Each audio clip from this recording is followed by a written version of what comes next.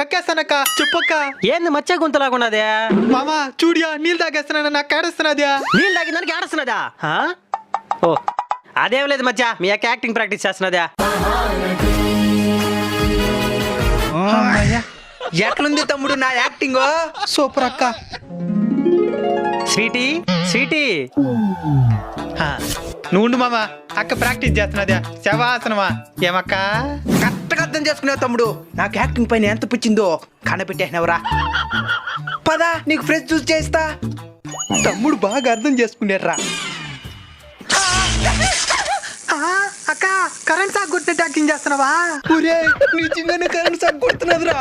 అట్లా కాదక్క, చెయ్యి ఎట్లా చెయ్యి, ఇట్టా నోర్దో ఇట్ట చేయాలా. ఒరే కాపా